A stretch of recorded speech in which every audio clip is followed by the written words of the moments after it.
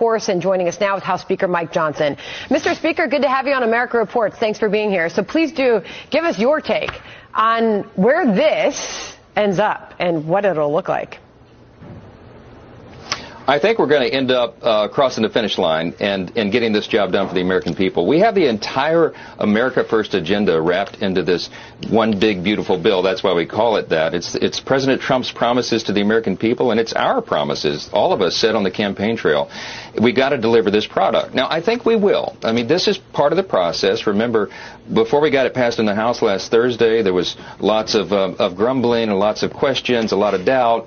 The critics and the media and the Democrats said we couldn't get it done, but we did in the end, and I believe the Senate will do the same. We've been working hand in hand with the Senate from the very beginning of this process to ensure that it really is a one-team approach, the House and Senate Republicans working together, and I think at the end of the day they're going to get this job done. All right, so you think that it's going to cross the finish line, but the question is, I guess, Mr. Speaker, what's the car going to look like when it crosses the finish line? Will it still have all four wheels and a body? Because Senator Ron Johnson told us this last week about the bill. He's not happy at all. And we need presidential leadership to get on board with returning to a reasonable pre-pandemic level spending. That's probably for next year no more than $6.5 trillion. Right now we're on track to be over $7 trillion. That's completely unacceptable. And he's not the only one who's unhappy about the level of spending versus the level of saving. So it looks like the Senate is going to do some reworking with this bill. And what do you think it looks like when it comes out the other side? Well, look, I've encouraged them to do as little reworking as possible because we have a very delicate balance that we've maintained in the House and the Senate. We both have small majorities.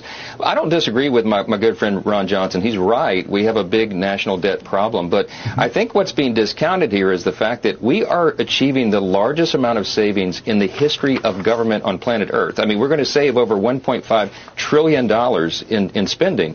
That's a big, big thing. We didn't get in this economic situation overnight, and it's going to take us a while to get out of it. But this would be the biggest, largest dramatic turn that we've ever had in Congress. And so it's a big achievement. Now, look, this is just the beginning. This is not the end. This is the first of what we believe will be multiple reconciliation packages, and we'll be codifying more of the DOGE cuts and putting all these things into law. So this is an important step, and I don't want them to miss that as they're debating the merits of the bill. Well, Mr. Speaker, speaking of DOGE, Elon Musk taking issue on whether this can be both big and beautiful. Listen.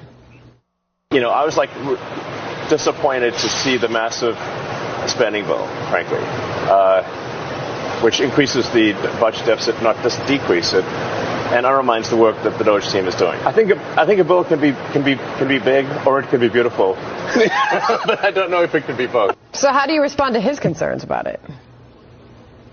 Yes, I sent my good friend Elon a long text message last night explaining that it can be both big and beautiful, okay?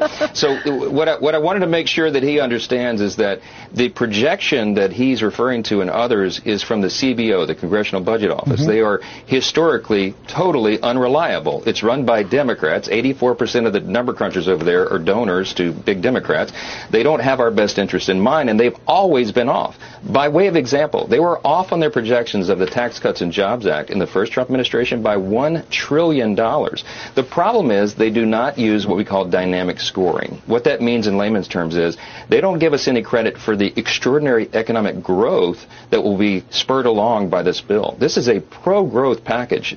Lower tax rates, less regulation. We'll do exactly what we did in the first Trump administration, but this time on steroids. And so we're going to have an extraordinary growth in the economy. You're going to have more jobs created, higher wages, more labor participation, and all those things need to be factored in because that's reality. And by the way, the CBO's giving no credence whatsoever, no calculation at all to the new revenues that are being produced by the Trump tariff policies and all these other things that are happening. So we believe we're going to get the economy going, and this is going to be deficit reducing at the end of the day. It matters how you do the math, and that's what's important for everybody to remember. You mentioned this just a moment ago, and that is codifying the DOGE cuts into law. And the White House is soon going to be sending you the framework of a rescission package that includes cuts of $1.1 billion from PBS and NPR and $8.3 billion from foreign aid. It's obviously a big priority for the president. Marjorie Taylor Greene posted this on X. She said, personally, I want to pass Doge cuts every single week until the bloated, out-of-control government is reined back in. As a country, we cannot survive our national debt, and honestly, we may be past the point of return. We should be aggressively attacking our debt and aggressively cutting all waste, fraud, and abuse and unnecessary programs. Our future, literally, is in peril. So you got more than $9 billion in cuts that the president wants codified into law. Can you do it? Yes, and Marjorie's exactly right, and she and I were talking about this yesterday. I think you'll find a big appetite across the conference. Every Republican in Congress wants to cut fraud, waste, and abuse. We want government to be leaner and more efficient and effective. And the beauty of what Doge has been able to do, the reason it's so revolutionary is because Elon cracked the code. He had access. All the stars aligned. We had a president who was bold enough to do it, and we had somebody with Elon's talent and capability to come in and have his magic algorithms running through the data to find all these irregularities. And these are things that have been hidden from Congress, right? We've been trying to do our oversight responsibility, but the bureaucracy was hiding these things. And so this changes the way government works. And Elon's exactly right. The Doge effort will go on long beyond his tenure as a temporary assistant in all this, because it's changing the way people look at this. And the oversight's a really important component, and that's going to be a permanent part of government now, and it's an exciting thing.